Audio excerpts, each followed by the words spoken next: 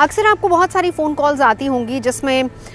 ये कहा जाता है कि अगर आपको किसी भी तरह का कोई लोन चाहिए तो आपको झट से लोन मिल जाएगा, यानी कितना भी लोन आपको चाहिए वो लोन तुरंत से आपको मिल जाएगा बिना किसी ज़्यादा तामझाम के। और कई बार ऐसा देखा भी गया है कि लोग इनके झांसे में भी आ जाते हैं।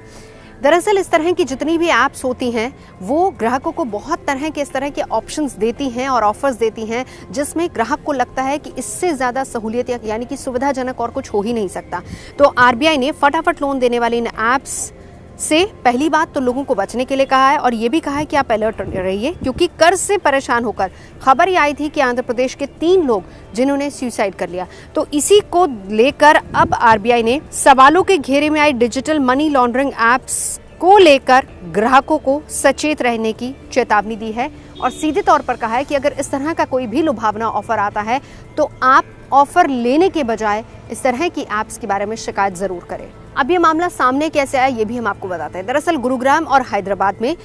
कुछ इस तरह के ऐप्स और सेंटर्स चल रहे थे जहां पर छापा मारा गया। तो छानबीन में पता चला कि जो सारा गोरख धंधा है वो जकार्ता से चलता है और इसमें चीनी नागरिकों के भी शामिल होने का संदेह जताया जा रहा है। तो हैदराबाद के joint police commissioner Ashwani Mohanty ने ये बताया कि इन चारों ऑफिस में 30 लोन ऐप्स चल रहे थे जिन पर छापा मारा गया और तब जाकर इस मामले का खुलासा हुआ। अब परेशानी का आलम ये देखिए कि हैदराबाद के एक सॉफ्टवेयर इंजीनियर और एक महिला एग्रीकल्चर ऑफिसर समेत 3 लोग सुसाइड कर चुके हैं। दरअसल हुआ ये कि इस तरह की जो ऐप्स होती हैं या फिर इस तरह के जो कॉल सेंटर्स चलते हैं इसमें लुभावनी ऑफर्स देकर आपके अकाउंट में पैसा डाला जाता है और फिर उसके बाद बार बार आपको कॉल करके परेशान किया जाता है, क्योंकि आपको लोन डिफॉल्टर की लिस्ट में डाल दिया जाता है। यानी अगर आप लोन चुकाने में ज़रा सी भी देरी करेंगे तब भी कॉल कर करके आपको इतना ज़्यादा परेशान कर दिया जाता है कि नौबत यहाँ तक आ जाती है। अब ऐसा नहीं है कि लोगों ने शिकायत नहीं की, पुलिस का भी ये मानना है कि इस तरह की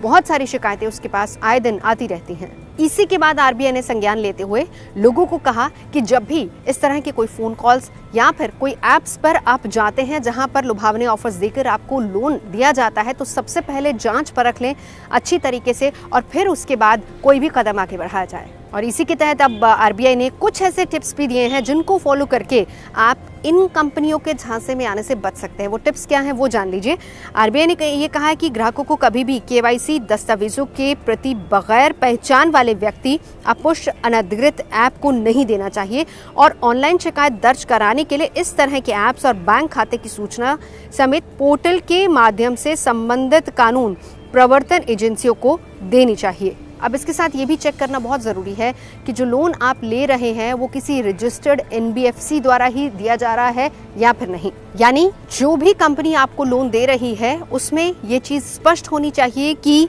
कहाँ से वो लोन दिया जा रहा है और साथ ही साथ डिजिटल लर्निंग प्लेटफॉर्म में उस बैंक और एनबीएफसी का खुलासा ग्राहकों के सामने जरूर करना चाहिए और इसी के माध्यम से लोन दिया जाना चाहिए। और रिजर्व बैंक ने आगे ये भी कहा है कि अगर इस तरह की जानकारी आपको मिलती है तो उनकी वेबसाइट पर जाकर पूरी डिटेल भी खंगाली जा सकती है। यानी लोन लेने से पहले जहां से भी आप लोन ले रहे हैं किसी के झांसे में आने से पहले उसको अच्छे से जान परख लीजिए और फिर उसके बाद आगे कोई कदम उठाइए।